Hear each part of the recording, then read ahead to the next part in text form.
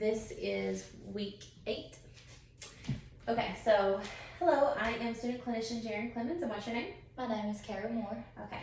Hi, Kara. Today I'm going to be performing some exams. It's going to require me to touch you, and if anything that I do hurts, please let me know, and anything that you tell me will be held in strict confidence. May I begin? Yes. Okay, so the first thing that we are going to be doing is performing some lower back tests, and this one is going to be actually the minor sign test, where I'm just going to ask you to please just stand up. Okay.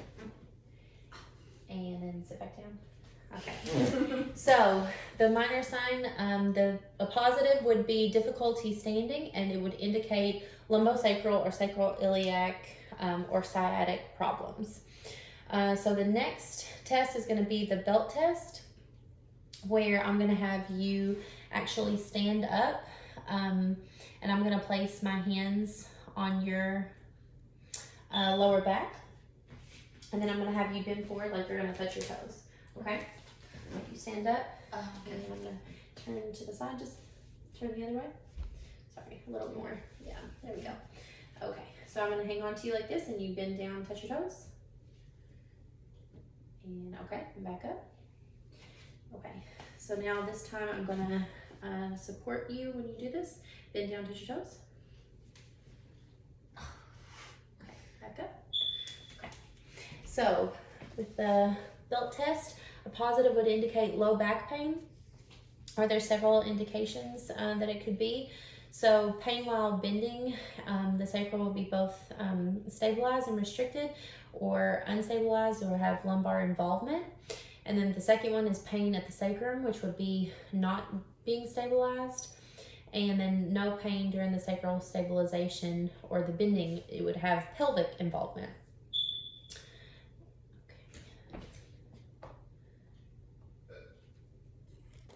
Okay, so the next exam is going to be the Valsalva exam. So I'm going to have you bear down like you're taking like you're having a bowel movement. Okay, that one. Okay. So the positive would just be radiating pain from the side of the lesion. It would indicate a spinal lesion.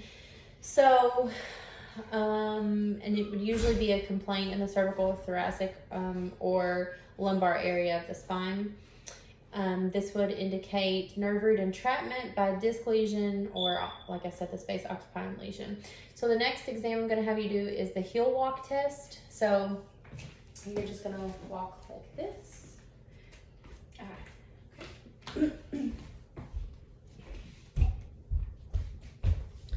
Okay. So positive would be inability to perform the test, and it would indicate an L5 nerve root compression by an L4 disc lesion. Okay, and the next one that I'm going to have you do is the toe walk test. I'm going to have you do the same exact thing, just on your toes instead of your heels. Okay. And then I will be watching the patient do that the whole time. So positive again would be the inability to perform this test. It would indicate an S1 nerve root compression by an L5 disc lesion or pressure on the S1 nerve root. Okay. Okay, the next exam is going to be Kemp's test. So I'm going to have you swing your legs around there, sit like this, and then I'm going to have you cross your arms and put them on your shoulders. Okay, so now what I'm going to do is I'm going to stabilize here, and I'm going to put my hand up here, and then I'm going to laterally flex you to the side and bring you back. So lean over and come back here like this. Yep. And we're going to do the same on the other side. So here and here. Okay. So, positive would be pain. Usually, it could be radiating pain on either side, or it could be a local pain.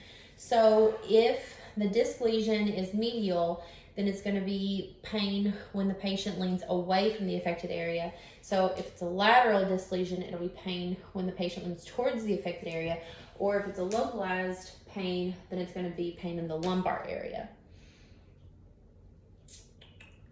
Okay, so the next one I have you do is I'm going to lay you flat on your back and do a straight leg raise test. So, yes, do that more. Yeah. Okay, so what I'm going to have you do is I'm actually going to just, to 70 to 90 degrees and back down, and then again 70 to 90 degrees and back down.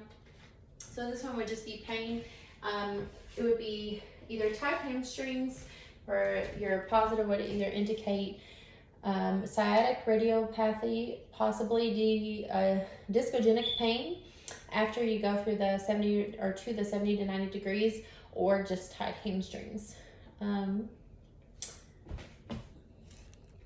Okay, the next test is going to be regards test. So I'm going to do a straight leg raise, and it should be to the point of pain.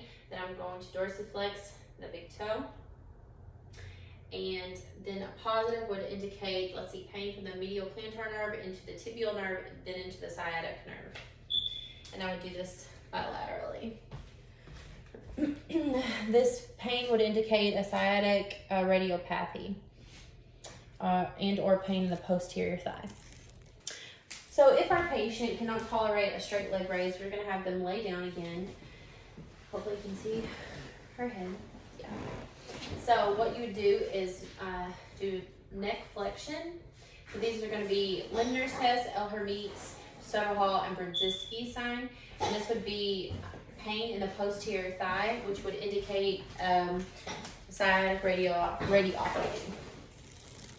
For other extreme cases, you would even have to raise the patient's leg for the finding. So if the patient's here, we're going to dorsiflex, bring it back in here, and then it's going to create pain in the sciatic nerve from doing this. This is only going to be done in extreme cases, which a positive will indicate sciatic radiopathy. Okay, this one is going to be Bonnet's test. So what we're going to do is do a straight leg raise, and then internally rotate, and then bring the patient's leg over here. So if there's pain, you have pain? A little bit, yeah. A little? Okay, so what this could do is indicate pain in the posterior thigh, or sciatic radiopathy, or piriformis syndrome, which I kind of think that you might have. Look at me, Dr. Amos. Learning something. Discovering. Okay, the next exam that I'm going to do is a wall leg raise test. So if there was pain in the left leg, I'm going to raise the patient's right leg to 70 to 90 degrees. So if the affected leg has something going on, then it's going to be with the opposite leg. So a medial lesion would be in the same leg, and a lateral disc lesion would be in the opposite leg. Yeah, so pain or increased pain in the affected leg indicates a medial disc bulge. Okay, so this is the femoral nerve test, and so what I'm going to have you do, so laying on your side, I'm going to have you just bend this top leg back, and I'm going to stabilize, and I'm going to laterally flex you back like that. Good. Okay. So a positive would indicate pain in the anterior thigh, and or a positive would be pain in the anterior thigh. It would indicate a lesion in the L3, 4, and 5 nerve roots. Okay, so now I'm going to be doing Tenel foot sun. You can lay on your stomach. Your stomach, yeah.